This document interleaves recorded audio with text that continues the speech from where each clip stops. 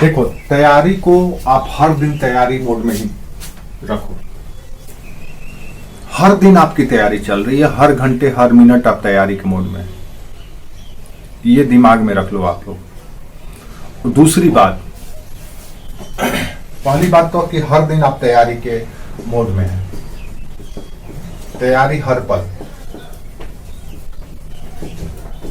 पल आप तैयारी के मोड में है। आप कभी भी, आपके दिमाग से ये नहीं निकलना चाहिए कि आपके यूपीएससी या जो आपका लक्ष्य है, स्टेट पीसीएस या कोई भी जो भी आप एग्जाम दे रहे हैं, कॉम्पिटिटिव एग्जाम में आपके दिमाग में हर पल वही रहना चाहिए। अब वो हर पल सिर्फ दिमाग में ही नहीं रहना चाहिए, उसको अभ्यास में भी रखना है, प्रैक्टिस में भी रखना है। अगर आप लोग 1 साल 2 साल के बाद सिलेक्शन चाहते हो तो, अगर लाइफ को स्मूथ बनाना चाहते हो तो, अगर लाइफ को रिस्क जोन से बाहर निकालना चाहते हो तो, अगर सोशल स्टेटस और प्रेस्टीज चाहिए तो, अगर सोशल आइडेंटिटी चाहिए तो, अगर लाइफ में प्लेजर चाहिए तो, अगर ये सब आपके मन में है और ये सब सोच करके आपने तैयारी शुरू किया है, तो तैयारी को हर पल अभ्यास में बदल दीजिए। आप जब तक से हर पल, याद रखिए, दूसरा, तैयारी हर पल रखिए और अभ्यास में इसको परिवर्तित करते रहिए, यानी प्रैक्टिस में रखिए।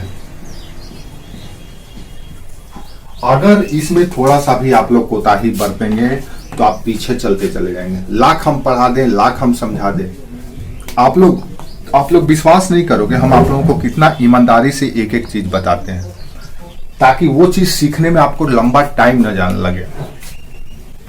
और एक बात समझ लो, यूपीएससी में जो चीज भी पढ़ना है उसके प्रति आपका जो दृष्टिकोण है, जो संकल्पना है या कॉन्सेप्ट है, अप्रोच है, वो क्लियर होना चाहिए। उसमें कोई दिक्कत नहीं होना चाहिए। फैक्ट कम आए ज्यादा आए वो चल जाएगा, वो बाद में मैनेज हो जाएगा जब थोड़े से आप स्मार्ट हो जाएंगे तो। लेकिन कॉन्सेप्ट अगर क्लियर नहीं होगा तो आप आंसर राइटिंग नहीं कर सकते हैं, या ना तो पीटी का ही आंसर चूज करते हैं कर पाएंगे। इसलिए कॉन्सेप्ट हमेशा क्लियर रखिए। और क्लास कर रहे हैं और आप क्लास करने के बाद आपका कॉन्सेप्ट क्लियर नहीं है और 150 वर्ड्स में आप लिख नहीं पा रहे हैं, तो क्लास करना ही बेकार है। मत कीजिए क्लास। आप जब थोड़ा सा मेच्योर हो जाएंगे, आपको समझ में आने लगेगा वस्तु स्थिति, या तो हम आप लोगों को समझा नहीं पा रहे हैं, या तो आप लोग का ध्यान कहीं और रहता है, या फिर आप लोग इंटरेस्ट नहीं लेते हैं। किसी चीज को हमने क्लास में बताया, छोटी छोटी बातें, समाज क्या है, परिवार क्या है, कुल क्या है, वर्ण क्या है, गोत्र क्या है, वही सवाल हम आपको 10 क्वेश्चन दे दिए हैं और आप लोगों को लगता है कि सर ये बहुत एडवांस क्वेश्चन है। अरे पगला, कोई एडवांस क्वेश्चन नहीं है वो। आप लिखो तो जो क्लास में सुने हो उसी चीजवा को हर एक आंसर में लिख दो, सब क्वेश्चन का आंसर वही है। उससे हम 200 क्वेश्चन क्रिएट कर देंगे। तो 200 क्वेश्चन के लिए आपको 200 बुक थोड़ी ना पढ़ना है। एक जो क्लास में बताया है वही आंसर सब जगह लिखना है।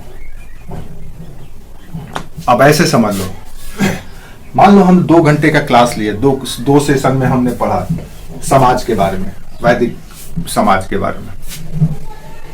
अब वैदिक समाज पे वो 500 क्वेश्चन पूछे, 1000 क्वेश्चन पूछे। यूपीएससी यही ना खेला करती है। आपके साथ क्या करती है, वो नया नया क्वेश्चन बनाती है, आंसर सब वही होता है। जैसे आप हैं, आप जब ऑफिस जाते हैं तो एक अलग लुक में जाते हैं, घर में रहते हैं तो अलग लुक में रहते हैं, खेलने जाते हैं तो अलग लुक में रहते हैं, आपका कॉस्ट्यूम बदलते रहता है। ऐसे बाकी आप जैसे हैं वैसे ही रहते हैं। आप कॉस्ट्यूम कब बदलते हैं, जैसा आपका डिमांड है बाजार में। बाकी आप जैसे हैं वैसे ही रहते हैं। न तो आपकी लंबाई घट जाती है ऑफिस जाते समय, और न तो खेलने जाते समय आपकी लंबाई बढ़ जाती है। उतना ही है, कांस्टेंट है वो।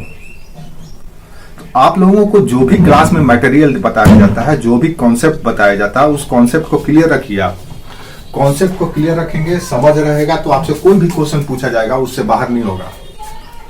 आप लोग पढ़ ही नहीं रहे हैं, हमको पता है। अगर आप लोग पढ़ते तो आप लोग 2-3 हमको परेशान कर दिए होते। जो लड़का पढ़ता वो हमको परेशान कर दिया होता। हमको बोलना पड़ता कि बच्चा क्लास के पहले 5-10 मिनट पहले जुड़ जाना और क्लास के 10 मिनट बाद तक जुड़े रहना, तेरा प्रॉब्लम हम सॉर्ट आउट कर देंगे। लेकिन ये हमारा दुर्भाग्य है कि हमको ऐसा कोई स्टूडेंट नहीं मिल रहा है जो इतना क्रेजी हो तैयारी के प्रति। आप लोग एकदम पता नहीं किस स्ट्रेटेजी, किस मोड पे काम कर रहे हैं आप लोग। आप लोग को दिए हुए क्वेश्चन हमको लगता है दो दिन हो गया होगा या 3 दिन, लेकिन अभी तक से हमको एक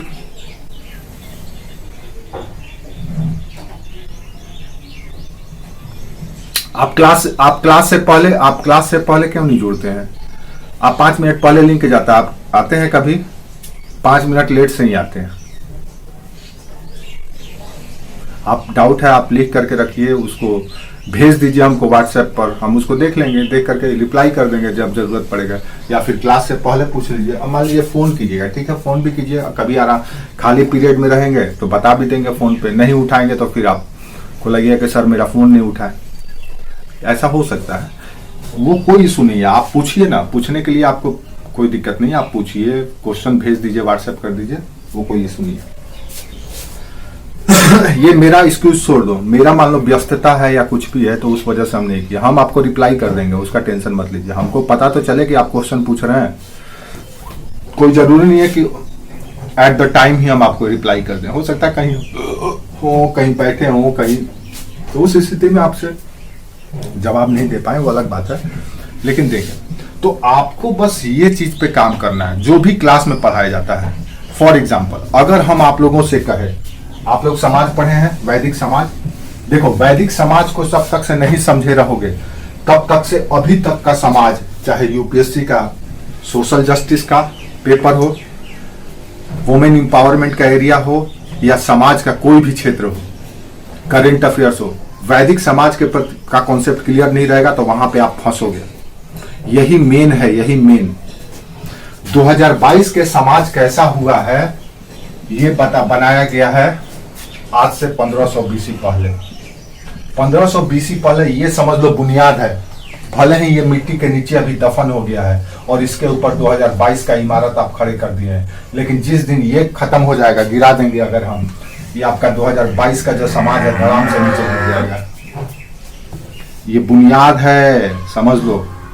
वैदिक समाज का मतलब है मिट्टी के नीचे दफन हुआ बुनियाद। जिस दिन उसको कोड़ दिएगा, कोई घून लग जाएगा, कोई निकाल देगा ईंट, आपका 2022 तक का समाज धड़ाम से नीचे गिर जाएगा।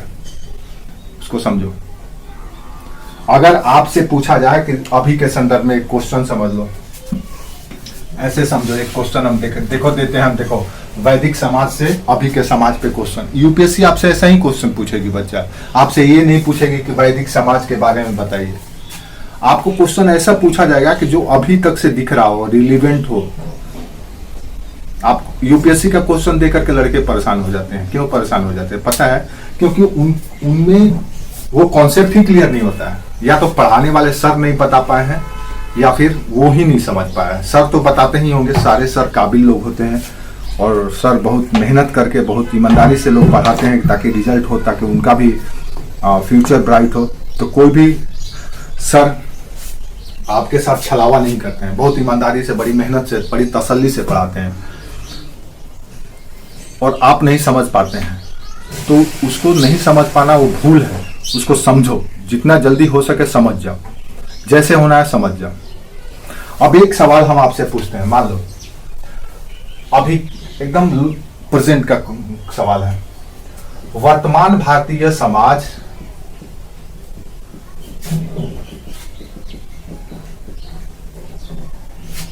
वैश्विक, क्वेश्चन सुनो कितना डेफ क्वेश्चन है, वैश्विक उथल पुथल के बावजूद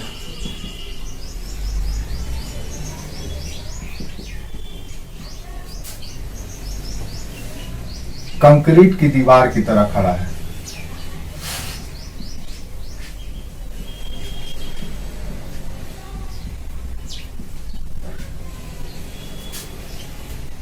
वर्तमान भारतीय समाज वैश्विक उथल पुथल के बावजूद कंक्रीट की दीवार की तरह खड़ा है।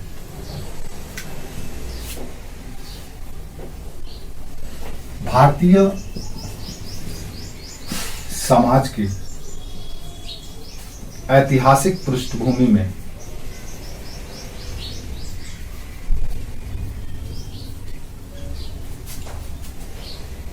वर्तमान समाज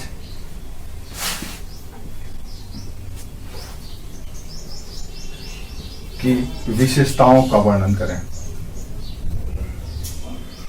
ताओं का वर्णन करें। ये क्वेश्चन है, एक क्वेश्चन है। वर्तमान भारतीय समाज वैश्विक उथल पुथल के बावजूद कंक्रीट की दीवार की तरह खड़ा है। भारतीय समाज की ऐतिहासिक पृष्ठभूमि में, या सिर्फ लिखो ऐतिहासिक पृष्ठभूमि में वर्तमान समाज की विशेषताओं का वर्णन करें। ऐतिहासिक पृष्ठभूमि में भारत के वर्तमान समाज की विशेषताओं का वर्णन करें। अब सोचो इसका आंसर कहां तुमको मिलेगा, कौन किताब में मिलेगा? ऐसे ही क्वेश्चन पूछती है यूपीएससी और आप लोग को लगता है अरे क्या पूछ दिया है। वही चीज है, आप इसको समझ नहीं रहे हो, है वही चीज। कोई बता सकता है इसका आंसर? थोड़ा सा भी बता दो। अगर लगता है कि हाँ सर इसका आंसर ये हो सकता है, तब तो आप लोग का स्मार्ट स्किल पता चले। आप लोग सिंसियर हुई, आप लोग सिंसियर लोग हैं, स्मार्ट लोग हैं, अपने आप को समझिए। जो चीज बताया जाता है उसको देखिए, देखने की कोशिश कीजिए। बहुत स्मार्ट लोग हैं आप लोग, यूपीएससी की तैयारी कर रहे हैं। और जो स्मार्ट नहीं है यूपीएससी में वो सिलेक्शन नहीं होगा। मेहनत उतना है, सब बराबर ही करता है। तैयारी करने में सारे के सारे लड़के मेहनत जबरदस्त करते हैं। उनको पता है कि हम 365 दिन के बाद मेरा लाइफ चेंज हो जाएगा, तो कोई क्यों नहीं अपने आप को झोंक देगा। उसको पता है कि 365 दिन के बाद मेरा लाइफ एकदम लग्जरियस हो जाएगा, राजसी लाइफ हो जाएगा, पावर होगा, वैरायटी होगा, चैलेंजेस होंगे, पैशन होगा, पैसा होगा, सब कुछ होगा। तो कोई क्यों नहीं मेहनत करेगा। तो सारे के सारे बैल की तरह मेहनत करते हैं। लेकिन सिलेक्शन किसका होता है? उस व्यक्तित्व का सिलेक्शन होता है जो स्मार्ट होता है। कोचिंग में याद रखो, कोचिंग में 200-300 लड़के बैठते हैं। सिलेक्शन कितना का होता है? 10, 8, 20, 7, 2, यही सिलेक्शन का रेशियो। क्यों? क्योंकि जो उन लोगों में जो सबसे स्मार्ट है उसी का सिलेक्शन होगा। होता सब बिलो, जब कोचिंग ज्वाइन करते हैं बच्चे तो सब के सब एवरेज होते हैं। उसी एवरेज में जो बेस्ट परफॉर्मेंस करता है वो सिलेक्ट हो जाता है। अब आप लोग एवरेज हमेशा बने रहना है कि उसमें बेस्ट परफॉर्मेंस करना है। तो बेस्ट परफॉर्मेंस करने के लिए आपको प्रैक्टिस में रहना होगा, अभ्यास में रहना होगा। और अभ्यास में तभी रहिएगा जब क्लास को समझ लीजिएगा।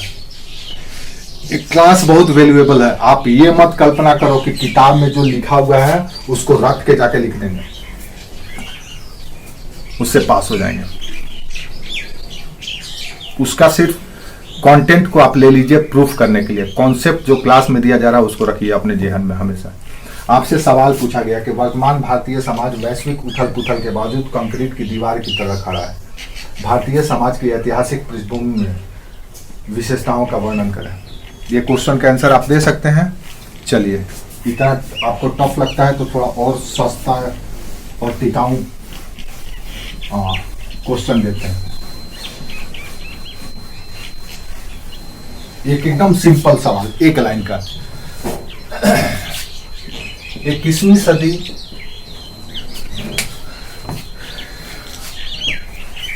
सदी का समाज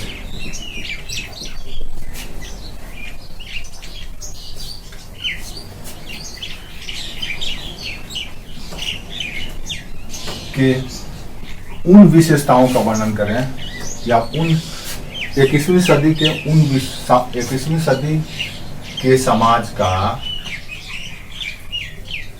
उन विशेषताओं का वर्णन करें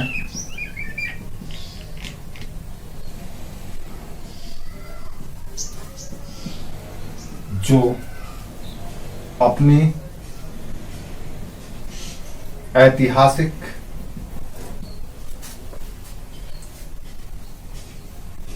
पृष्ठभूमि रखता हो। इसका आंसर दे सकते हैं।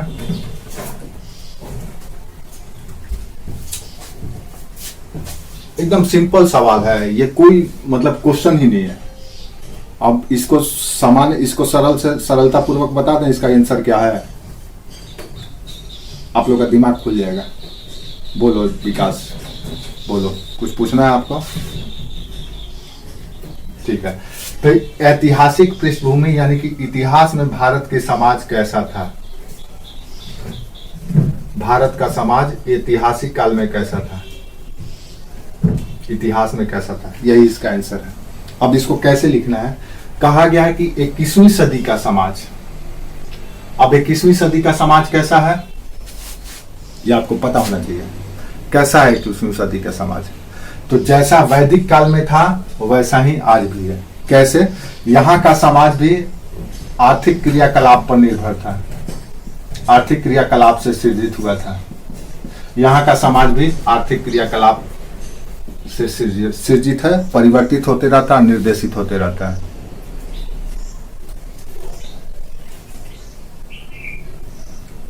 Very good, very good, very good, अभी समझना शुरू किए। तो हाँ,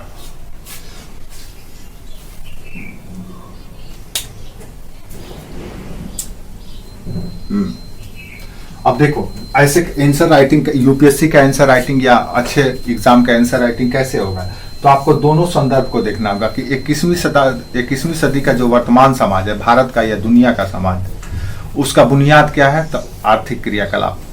देखो कैसे है, शहर का समाज उद्योग पर, व्यापार पर निर्भर है, गांव का समाज कृषि पर निर्भर है, शिल्प पर निर्भर है, शहर का उद्योग और वाणिज्य पर निर्भर है, इसी पर समाज वहां का निर्भर है। क्लियर है? इसी तरह से चले जाओ तो जो धार्मिक स्थल है या केंद्र है, वहां पर भी धार्मिक आर्थिक क्रियाकलाप के आधार पर वहां का समाज का सृजन हुआ है। यानी कि समाज का सृजन या समाज का बुनियाद मूल होता है आर्थिक क्रियाकलाप। अब आर्थिक क्रियाकलाप यहाँ पर भी आपका है, वहां पर भी वर्ण व्यवस्था कैसे बना है या समाज कैसे बना है? आर्थिक क्रियाकलाप पर। आप जिस कार्य को करते हैं उसी के आधार पर आप उस वर्ण के बन जाते हैं और उससे फिर समाज सृजित हो जाता है। वहां भी परिवार था, यहां भी परिवार है। वहां भी परिवार का मुखिया होता था जिसको कुलप कहा जाता था, और यहां भी 21वीं सदी में भी परिवार का मुखिया होता है। आज भी चाचा नाना दादा दादी फूफा फूफी का रिश्ता है, उस समय भी रिश्ता था। उस समय भी परिवार पितृसत्तात्मक था, समाज पितृसत्तात्मक था, आज भी पितृसत्तात्मक है। उस समय भी वर्ण व्यवस्था जाति व्यवस्था था, आज भी वर्ण व्यवस्था जाति व्यवस्था है ये सब बात हम बोल रहे हैं। बोलिए, बताइए, गलत बोल रहे हैं तो आज भी नहीं है। जो कुछ भी अब बात आप अब मुझे बताओ, हाँ, तो अब मुझे ये बताओ कि कौन सा ऐसा चीज है यूपीएससी आपसे क्यों नहीं ये सवाल पूछे वैदिक समाज पे। आप वैदिक समाज सिर्फ पढ़ लिया, उसको वहीं तक सीमित करके रखेंगे। वैदिक समाज को 1500-3500 साल पहले से लेकर अभी लेकर के आओ, जोड़ो उसको, इसलिए सवाल पूछे जाते हैं। आप कौन सा ऐसा इसमें आंसर था कि आप नहीं लिख पाएंगे? यही अगर दे देते तो कहते सर आप बहुत आउट ऑफ सिलेबस क्वेश्चन दे दिए हैं। बोलो, आप लोग को लग रहा था ना कि आउट ऑफ सिलेबस क्वेश्चन है, बहुत टफ क्वेश्चन लग रहा होगा जरूर, लेकिन एकदम सिंपल क्वेश्चन है जो आप देख रहे हैं। ऐसे सैकड़ों क्वेश्चन बन जाएंगे जो एक ही क्लास से कवर होगा है आपका, 2 क्लास से, लेकिन आपको पता ही नहीं है, आप अभ्यास ही नहीं करते। लिखते कहाँ है? लिखेंगे तब तो आपको समझ में आएगा।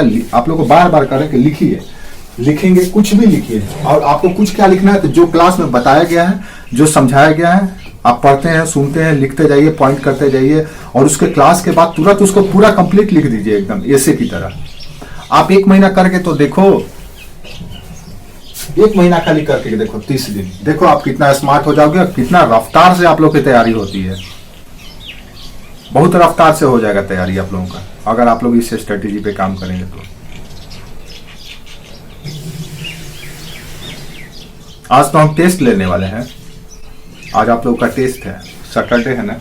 सैटरडे को ऐसे क्लास नहीं होता है, टेस्ट का प्रोग्राम पहले से डिसाइड करके रखे हुए हैं। तो ये चीज आप समझ करके रखिए। चलिए आप ही लोग बता दीजिए, थोड़ा देखें आप लोग क्या पढ़े हैं। हमारे खाली पढ़ाते ही चले जाने से नहीं होगा, सिलेबस हम कवर करा देंगे, उसके बाद 5 साल घर में बैठ करके झंक मारते रहिएगा तो भी कंप्लीट नहीं होगा। याद रखो, हमको भी पहले समझ में नहीं आता था, हम भी जब आप लोगों की उम्र में थे, और हमको कोई इस तरह से बताने वाला भी नहीं था, दुर्भाग्य मेरा।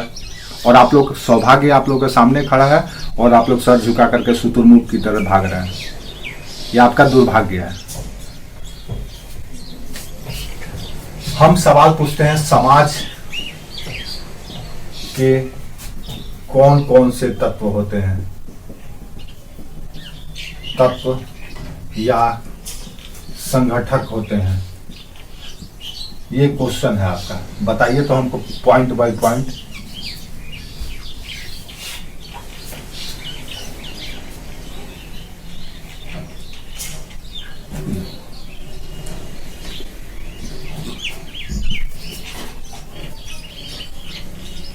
ठीक है, चलिए। आपने कहा कि समाज के संगठक होते हैं बूढ़े, बच्चे, शिक्षित, अशिक्षित, जो भी है, स्त्री पुरुष। हाँ, समझ गए। और कोई बताएगा?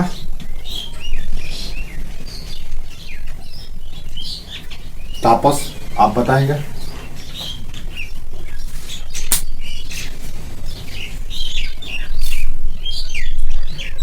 तापस है?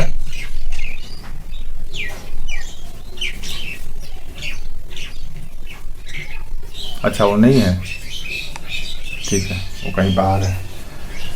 सुभद्रा, क्या है समाज के संगठक?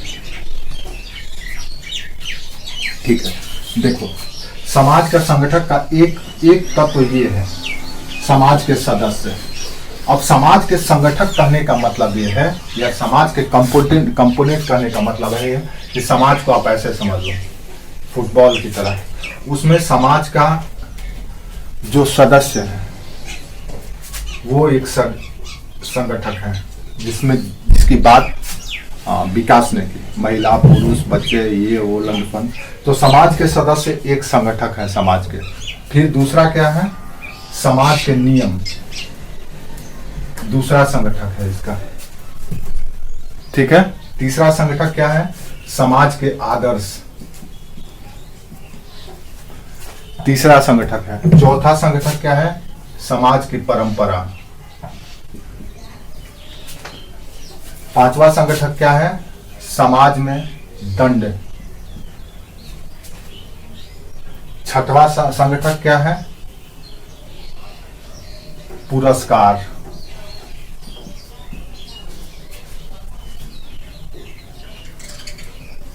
समझ में आया? और क्या है? और क्या हो सकता है?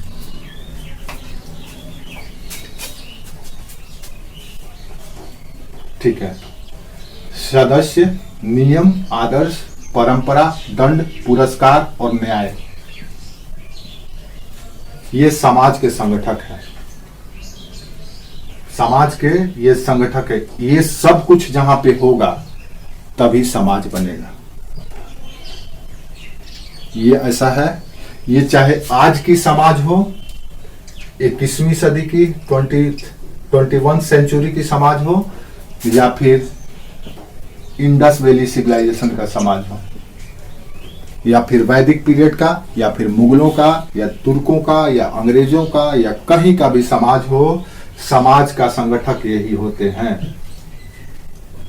अगर इनमें से कोई भी नहीं होगा देन समाज टूट जाएगा। समाज कंक्रीट की तरह नहीं होगा, समाज चलेगा ही नहीं। एक एक एग्जांपल से हमें बताओ ये क्या है। सदस्य के बारे में तो आप बता दिए, स्त्री पुरुष वगैरह वगैरह जो भी है। अब इसके नियम बता दीजिए हमें, इसके आदर्श बता दीजिए, इसकी परंपरा बता दीजिए, इसके दंड बता दीजिए, इसके न्याय बता दीजिए, इसके पुरस्कार बता दीजिए। बता सकते हैं आप लोग?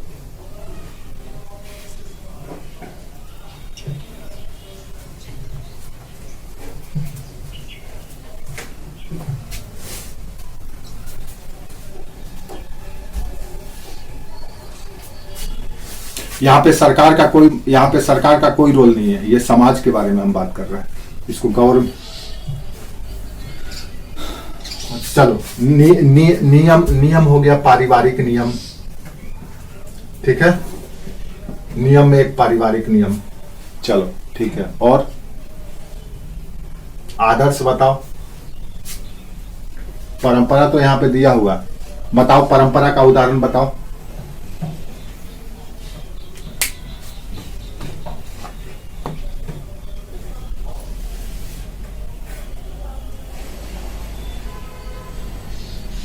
ये जो आप लोगों को संगठक बताए हैं, इस पे आप आंसर राइटिंग करेंगे, इसको लिखेंगे। थोड़ा देखें आप लोग कितना सोच करके, जितना सर्च करके लिखना है, इन सब चीजों को लिखिए।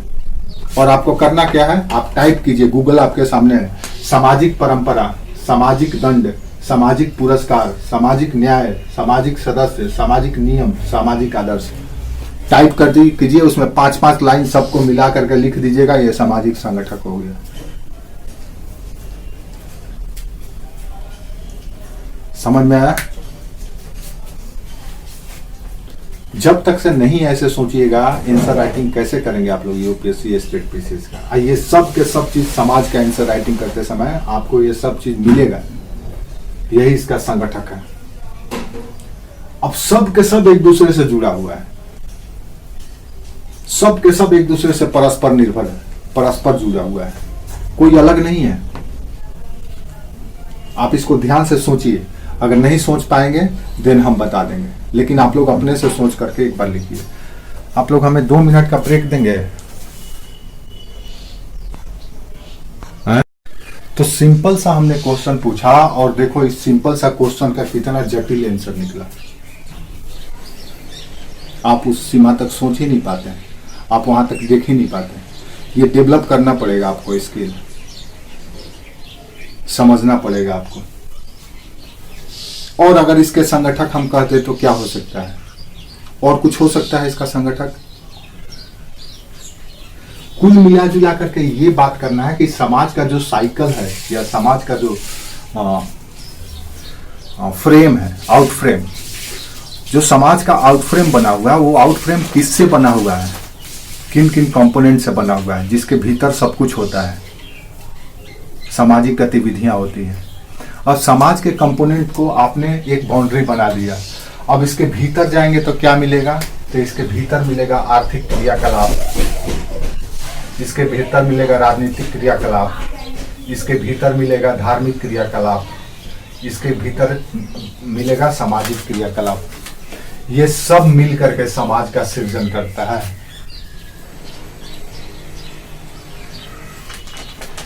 समाज का सदस्य सिर्फ आपको पता है, समाज के नियम, समाज के आदर्श, समाज की परंपरा, पुरस्कार, न्याय और दंड के बारे में आपको पता नहीं है। और ये आज भी है, वर्ष 2022 में भी यही चीज चल रहा है जो वर्ष 1500 BC में था, 1500 ईस्वी पूर्व में था। 1500 ईस्वी पूर्व में भी वही सब चीज समाज में होता था जो आज होता है। 1500 BC में भी समाज कहीं ना कहीं से इन्फ्लुएंस होता रहा, उसके बाद से लेकर के हमेशा इन्फ्लुएंस होते रहा, और आज भी इन्फ्लुएंस हो रहा है दुनिया से। दुनिया के हर एक समाज एक दूसरे से इन्फ्लुएंस्ड होता है, एक दूसरे से प्रभावित होता है, नए तत्वों को सीखता है, आजमाता है, एडॉप्ट करता है और उसमें चेंज आते चले जाता है। लेकिन जो मूल बातें हैं वो नहीं चेंज होता है। वो मूल बातें उस समाज का नहीं चेंज होता है जिसका रूट बड़ी गहरा होता है। जैसे भारतीय समाज, इसका रूट बहुत गहरा है और पूरी की पूरी तरह से साइंटिफिक भी है, इसीलिए उसमें कोई डिस्टरबेंस नहीं हो पाता है। अदरवाइज दुनिया की कई ऐसे समाज है जो अपने चाल चरित्र सब बदल चुकी है।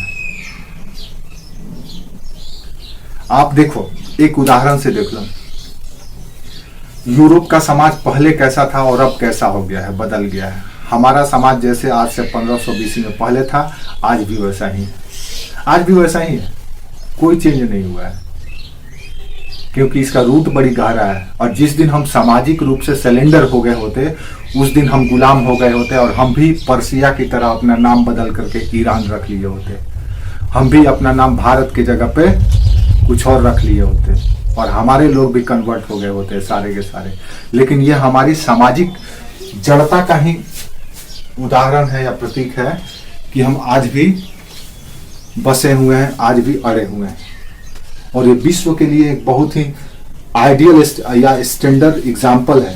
दुनिया इस पे रिसर्च आज भी कर रही है क्योंकि उसको पता है कि भारत के समाज और संस्कृति को अगर समझ लिया जाए तो दुनिया के समाज और संस्कृति को समझ लिया जा सकता है। तो एक छोटा सा सवाल में कितने डायमेंशन है, आप जाइए आंसर लिखिए। तो जितने अच्छे से इस चीज को परोसेंगे यूपीएससी आपको उसी अनुसार से नंबर देगी। अब आपसे पूछा गया कि समाज के संगठक के बारे में बताइए, और आप जा करके चाचा चाची नाना नानी के बारे में खाली बता दिए, न तो सामाजिक नियम बताए, न तो आदर्श बताए, न तो परंपरा बताए।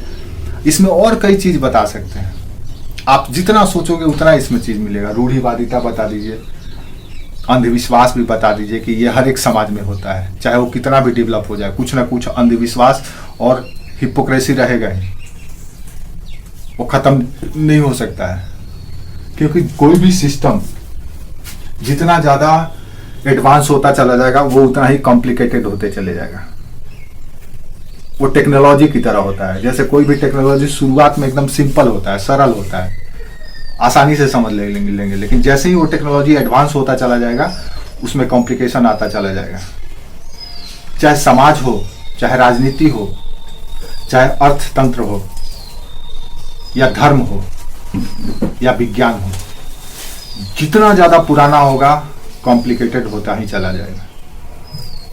एक सिंपल सा सवाल को आप जितना चाहेंगे उतना ही स्टैंडर्ड तरीके से लिख सकते हैं, और जितना सरल चाहेंगे उतना ही सरल तरीके से भी बता सकते हैं।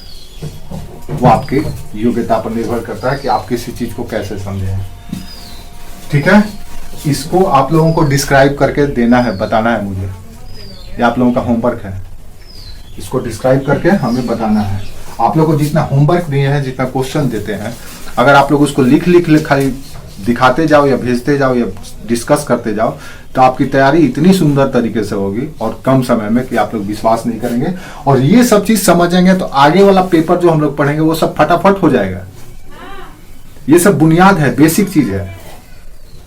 ये सब अगर कमांड हो गया आप पे आपका, तो बाकी आने वाला जो पेपर है वो सब भी ऐसे ही होता चला जाएगा, सिंपल वे में।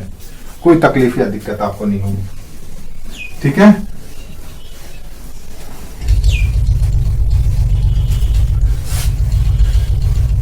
जैसे लेना है, जैसे करना है आप कीजिए, हमको लिख करके दिखाइए। एक हैबिट में शामिल कीजिए आप लोग। क्लास हुआ, देखो एक बात समझ लो, क्लास हुआ, अगर आप लोग को फायदा उठाना है तैयारी का तो, नहीं तो जो लड़का 5 साल के बाद करता है वो अभी से तुम करो ना, 5 दिन के बाद या 5 महीने के बाद ही आप उस लेवल पे आ जाओगे। जो लड़का 5 साल तैयारी करके इस लेवल पे पहुंचा है, जो हम लोग के ग्रुप में जो लड़के पढ़ा करते थे, जिसमें 50-60 पता नहीं कितने लड़के रहते थे, उसमें वो जो लड़के हैं उनसे कंपेयर कर लेना आप लोग 5 दिन खाली करके देखो, आपको रियलाइज हो जाएगा। इससे आपको नोट्स बनाने में मदद मिलेगा, इससे आपका आंसर राइटिंग स्किल डेवलप होगा, लिखने का स्पीड बनेगा, टाइम मैनेजमेंट आ जाएगा, सीख जाएंगे कि इतने टाइम में हमको लिख देना है, क्योंकि उसके बाद दूसरा चीज पढ़ना है या ऑफिस जाना है या कुछ। इस मोड में काम करो आप लोग, तैयारी अगर वाकई में तैयारी कर रहे हैं तो आप समझ लो काउंटडाउन में हो। ये मत सोचो कि तैयारी कर रहे हैं, वैसे काम नहीं चलेगा बच्चा लोग। आप लोग एकदम मूड में रहिए, हमेशा तैयार बैठे रहिए। जैसे प्लेयर कैसे होता है, मैच होते रहता है और अपकमिंग जो प्लेयर होते हैं वो पहले से ही सब अपना ग्लव्स, पैड, सब हेलमेट पहन करके बैट वैट लेकर के बैठे रहते हैं। उस तरह से आप लोग हमेशा रहिए, कभी भी आपको मैच के लिए बुलाया जा सकता है। आपके लिए हर दिन टूर्नामेंट, हर दिन मैच है। इस मोड में खेलिए, तैयारी कीजिए। ये नहीं कि एक के बार वर्ल्ड कप खेलेंगे, अभी 2 साल टाइम है, 2 साल आराम करते हैं, 2 महीना प्रैक्टिस, ऐसे कभी नहीं होगा। इस चीज को समझ लीजिए आप लोग जितनी जल्दी हो सके। तैयारी तत्परता का चीज है, आप जितना ज्यादा तत्पर रहेंगे और तत्पर हर पल रहिए, हर पल तत्पर रहिए। आप लोगों के उम्र के हम थे तो हमको नींद नहीं आता था, नींद नहीं आता था हमको, बड़ी दिक्कत होता था। हम जब दिल्ली में तैयारी रह करके तैयारी करते थे, हम लोग को रात को नींद नहीं आता था, घूमते रहता था हमेशा 24 आवर्स बस। यूपीएससी कैसे निकाला जाए, कैसे निकाला जाए। इतना सरल भी नहीं है और इतना जटिल भी नहीं है माय डियर, ये समझ लो। जो समझ गया, जो इसकी माया को समझ लिया, उसके लिए सरल है। जो इसकी माया को नहीं समझ पाया उसके लिए जटिल है। समझे? एक क्वेश्चन पूछते हैं, बताओ तो। सिंधु घाटी सभ्यता भी आप लोग पढ़े हैं, आया हुआ क्वेश्चन आप लोग से पूछ रहे हैं, जो यूपीएससी में पूछा गया है, और ज्यादा दिन पुराना नहीं, वर्ष 2017 में ये क्वेश्चन पूछा गया है। उसको देखिए आप लोग और बताइए। तैयार हैं आप लोग?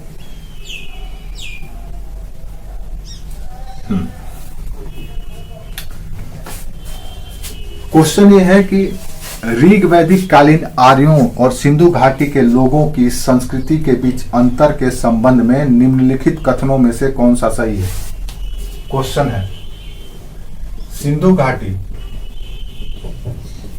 एवं आर्यों की, ये 2017 के यूपीएससी का क्वेश्चन है। देखो कितना सिंपल क्वेश्चन है, लेकिन आप लोग को लगेगा कि अरे बाप रे बाप। सिंधु घाटी एवं आर्यों की संस्कृति के मध्य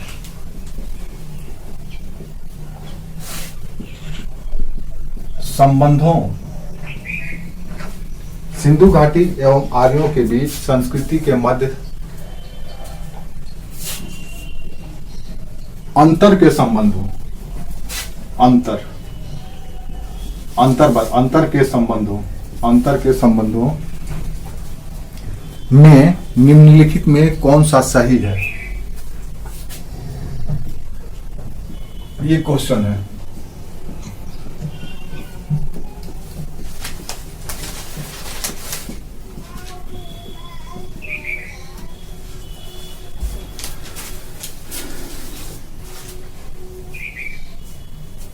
ठीक है, यानी आपको ये बताना है कि सिंधु घाटी सभ्यता में क्या होता था, जो आर्य या वैदिक, आर्य का मतलब है यहां पे क्या है, आर्य का मतलब क्या है यहां पे, वैदिक काल के बारे में कहा जा रहा है।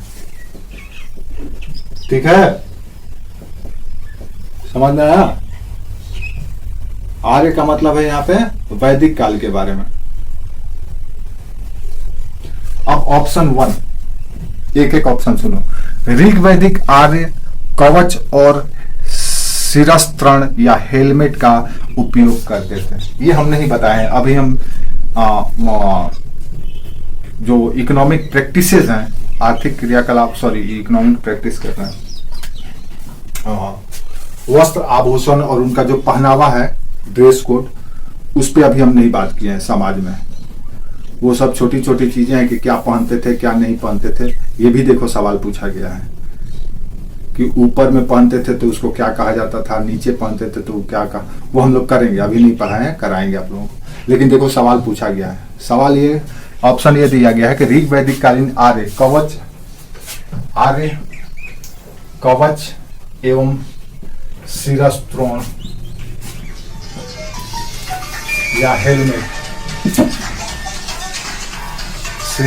या हेलमेट का उपयोग करते थे, जबकि सिंधु घाटी सभ्यता के लोग ऐसा नहीं करते थे।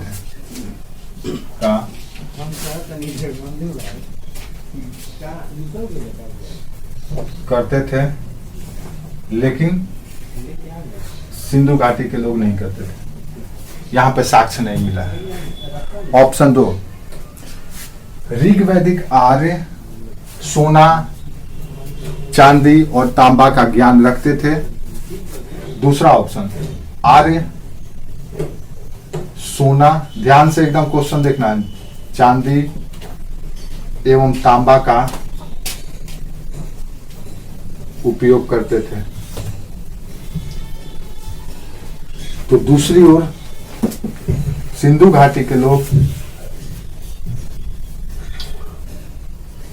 लोहा एवं तांबा का प्रयोग करते थे।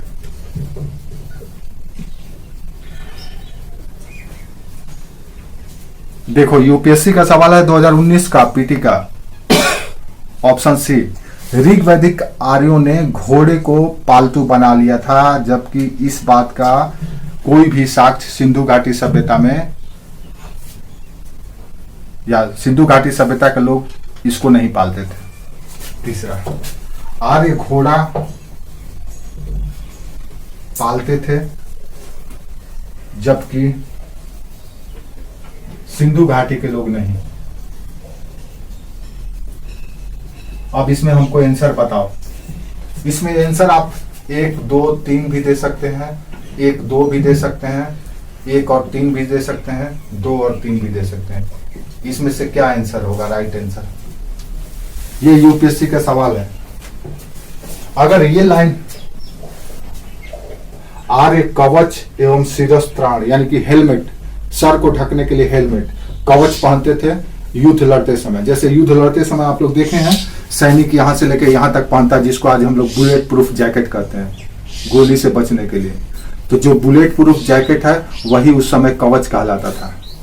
तो आर्य कवच जो कि धातु से बना होता था, स्टील का बना होता था, तांबा का बना होता था, लोहे का बना होता था। लेकिन इस समय लोहे का ज्ञान था, पता चलेगा यहाँ पे नहीं था लोहे का, बाद में हुआ, बाद में हुआ। हाँ, शुरू आरंभ में नहीं था, बाद में हुआ, वैदिक समाज में बाद में हुआ।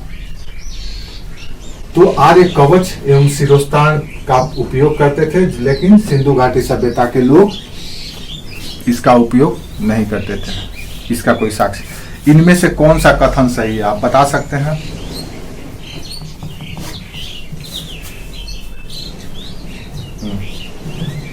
आंसर, राइट आंसर क्या होगा?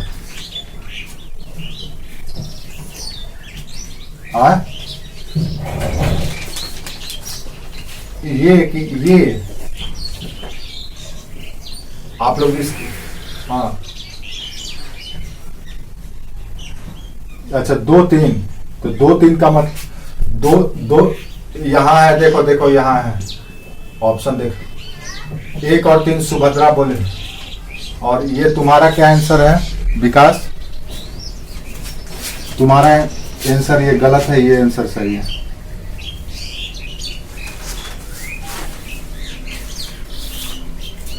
आप हमको बताओ 2 कैसे बोले? आर्य सोना चांदी और तांबा का उपयोग करते थे, सिंधु घाटी के लोग लोहा एवं तांबा का उपयोग करते, सिंधु घाटी के लोग लोहा का उपयोग करते थे, तांबा का उपयोग करते थे, वो कांसे का प्रयोग करते थे, वो कांसे का प्रयोग करते थे। देखो कितना सिंपल सवाल है, यूपीएससी में पूछा गया सवाल है। अब बताओ मुझे कि क्लास से बाहर आया है क्वेश्चन, जो हम लोग क्लास में नहीं बात किए हैं, जो हम बात, और ये सब चीज हम फोकस दे करके इसी पर पूरा सिंधु घाटी सभ्यता का चर्चा किया है। अब देखो ये सारे के सारे आर्थिक क्रियाकलाप हैं और उसी आर्थिक क्रियाकलाप पे सवाल पूछे गए।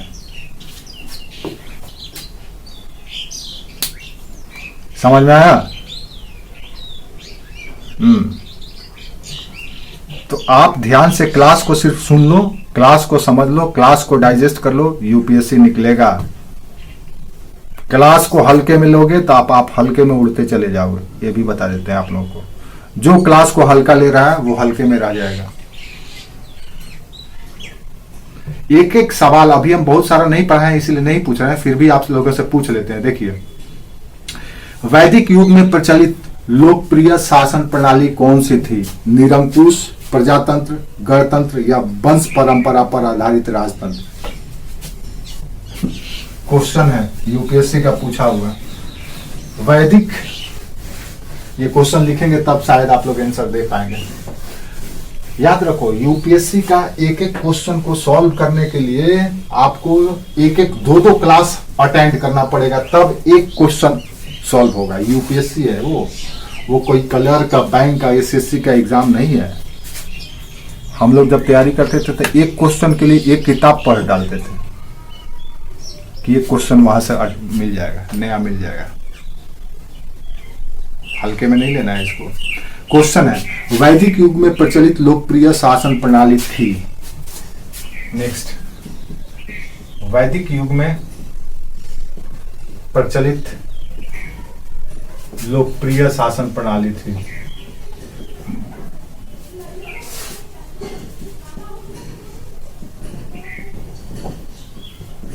ऑप्शन ए प्रजातंत्र, समझ में आ रहा? दूसरा गणतंत्र, समझ में आया? तीसरा निरंकुश, और चौथा वंश परंपरा पर आधारित राजतंत्र। वंश पर आधारित राजतंत्र।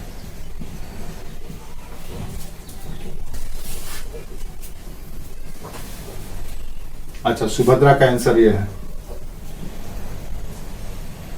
बाकी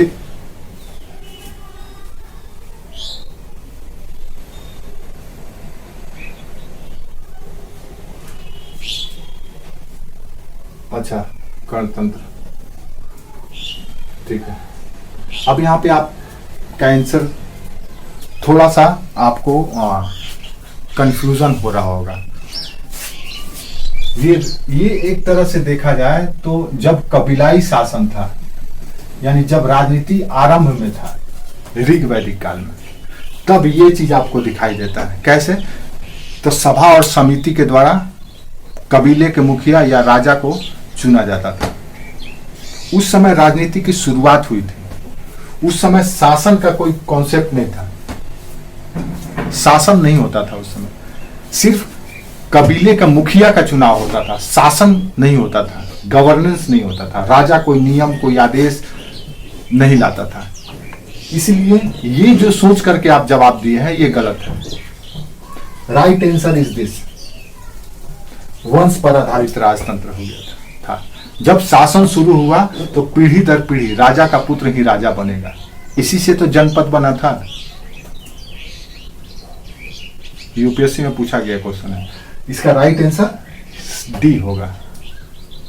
ये जब था उस समय शासन था ही नहीं, सिर्फ मुखिया का चयन किया जाता था जो युद्ध में लड़ने के लिए काम करता था, बस। वो कोई शासन नहीं करता था, वो आप पे रूल नहीं करता था, वो कोई नियम नहीं बनाता था, वो कोई आदेश नहीं देता था। वो सिर्फ और सिर्फ युद्ध का नेतृत्व करता था। इसके लिए उसको चुना जाता था, वो कबीला का मुखिया होता था।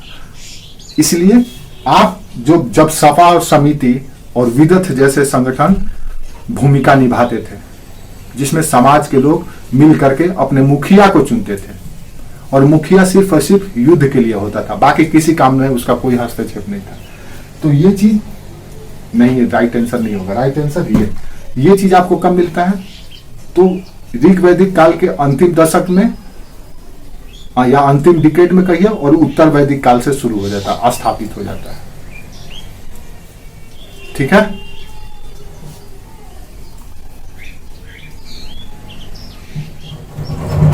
समझ में आया? हाँ, एक और देखो, आप लोग क्लास को जो समझा है, जो समाज को क्लास को समझा है, वो धड़ाधड़ आंसर दे रहा है। जो नहीं समझा है वो कंफ्यूज हो रहा है। नेक्स्ट क्वेश्चन ये होगा, ये इसलिए होगा क्योंकि अभी आप लोग नए नए हैं। नेक्स्ट क्वेश्चन, निम्नलिखित नदियों में से कौन सी नदी ऋग वैदिक कालीन नदी अफगानिस्तान में थी? क्वेश्चन समझ में आया? या अफगानिस्तान में है? कौन सी नदी है जो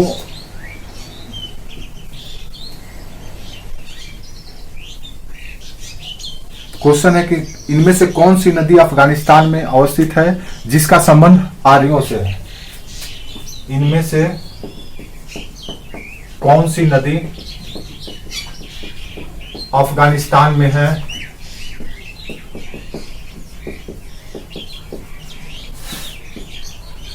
जिसका संबंध आर्यों से है?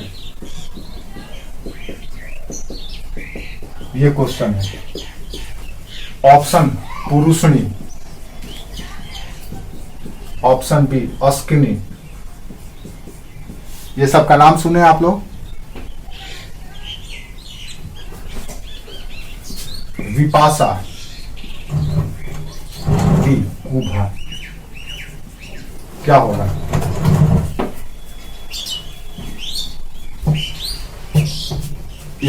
इसका ये सब का प्राचीन नाम, ये सब का ऋग्वेद में नाम यही है। इन सबों का रियल में नाम अभी आप लोगों को बता चुके हैं। अस्कनी का मतलब है चेनाब, कुभा का मतलब है कुर्रम, विपाशा का मतलब है वितास्ता या व्यास, पुरुषने का मतलब है रावी।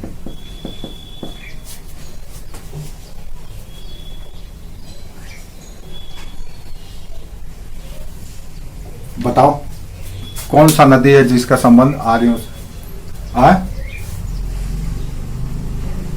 अच्छा, सुभद्रा का आंसर ये है, ठीक है। बाकी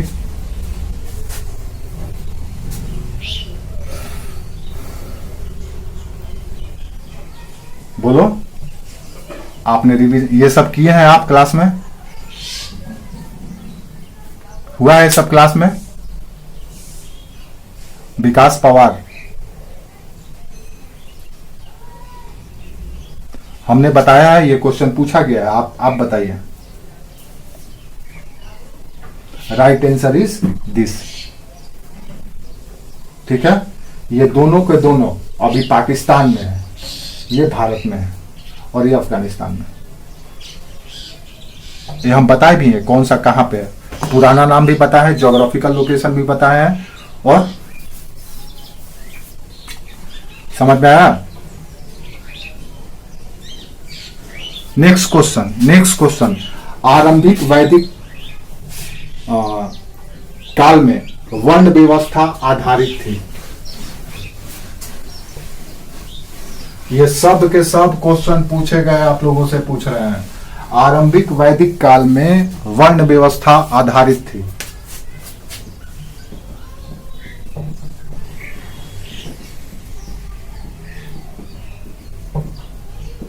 ध्यान से देखो, वर्ण व्यवस्था आधारित थी। जन्म पर, कर्म पर, याद आ रहा, शिक्षा पर या प्रतिभा पर। शिक्षा पर या प्रतिभा पर। राइट आंसर इज क्या होगा? कर्म। हाँ, आरंभ में वैदिक काल में वर्ण व्यवस्था कर्म पर आधारित थी, ठीक है। अब देखो छोटी छोटी चीजें, हाँ, अब ये सब पूछे हुए क्वेश्चन, आप सिर्फ क्लास को मैनेज कर लो, अगर समझ लो ना, तब हम कुछ देंगे किताब नोट्स, तो उसमें से कुछ जो चीज हम नहीं बताए हैं टाइम के अभाव की वजह से, नहीं तो आप लोग कहेंगे सर समाजे आप 2 दिन से पढ़ा रहे हैं, इसीलिए हम नहीं पढ़ाते हैं, ज्यादा डीप में भी नहीं उतरते हैं, क्योंकि आप लोग को लगने लगे सर अभी तक तो यही चल रहा है। सवाल तो यूपीएससी पूछेगा ही, खोद करके पूछेगा, आप पढ़िए चाहे मत पढ़िए, आप जान बचाइए, लेकिन यूपीएससी उसी को लेगा जो उसको उसकी नीड को फुलफिल करेगा। इसीलिए हम बहुत कुछ नहीं बताते हैं, बहुत कुछ ज्यादा से ज्यादा बताते हैं हम, हालांकि औरों की तुलना में हम बहुत ज्यादा बताते हैं, लेकिन फिर भी कुछ छोड़ ही देते हैं ताकि आपको नोट्स या किताब या कुछ भी दें तो आप उसको उसी बहाने पढ़ भी लीजिएगा और नया चीज सीख लीजिएगा। नहीं तो हम समाज पढ़ाने लगेंगे तो 3 दिन समाज पढ़ाएंगे तो आप लोग कहेंगे सर 3 दिन से समाजे पढ़ेंगे हम लोग खाली, इसीलिए हम नहीं पढ़ाते हैं। हमको बहुत कुछ मैनेज करना पड़ता है, आप लोग का साइकोलॉजी का स्टडी भी हमको अलग से करना पड़ता है कि आप लोगों को क्या चाहिए क्या नहीं चाहिए, क्या देंगे तो आप लोग को अच्छा लगेगा, क्या देंगे तो अच्छा नहीं लगेगा। हम वो डॉक्टर की तरह हैं जो पेशेंट की रवैया देख करके इलाज करते हैं, पेशेंट कितना बर्दाश्त कर सकता है, कितना झेल सकता है, इसीलिए हम बहुत कुछ छुपा देते हैं कि आप लोग बाद में बताएंगे या आप लोग खुद से पढ़िए। ये सब के सब ऐसे ऐसे कई क्वेश्चन हैं जो क्लास में ही आपको हम बता चुके हैं, कुछ क्वेश्चन हैं जो नहीं बताए हैं जानबूझ करके कि आप बाद में पढ़ लीजिए। ये सब आए हुए क्वेश्चन है, तो आपको क्लास को मैनेज कीजिए, जो क्लास में होता है। ये पीटी कम मेंस दोनों बताओ हमको, ये मेंस से बाहर का चीज है, ये सब चीज मेंस में भी लिखोगे, यही सब चीज पीटी में भी पूछा गया। जब आप समाज के बारे में बताओगे, वर्ण व्यवस्था के बारे में बताओगे, तो नहीं बोलोगे कि वर्ण व्यवस्था कर्म पे आधारित था, आप जैसा कर्म करते थे उसी के अनुसार आपका वर्ण निर्धारित होता था, तो वही चीज तो पूछा गया है। तो क्लास में जो होता है उसको तुरंत कमांड करो, उसको लिख लो, अपने से उसका पॉइंट लिख लो, अपने से सोचो कि ऐसे ऐसे ऐसे ऐसे, एक कल्पना करो, कल्पना को कागज पे उकेर दो। जिस दिन अपनी क्लास की कल्पना को रिवाइव करके कागज पे उकेर दोगे, उस दिन आपका वो टॉपिक पे तैयारी हो गया, आने वाले टॉपिक के लिए भी वो मदद करेगा। ऐसे आपको तैयार करना पड़ेगा, ठीक है। आज हम लोग का यही क्लास होगा, इसके बाद कोई क्लास नहीं है क्योंकि आज सैटरडे है, और कल से हम लोग फिर कल से मंडे से संडे को देख लो। संडे को हमको सभी लोगों को जितना भी क्वेश्चन दिए हैं, संडे को छुट्टी है, तो इसका मतलब ये नहीं कि आप लोग घूमिए फिरे मस्ती कीजिए। संडे को हम जितना भी क्वेश्चन दिए हैं वो सारे के सारे क्वेश्चन का आंसर हमें चाहिए।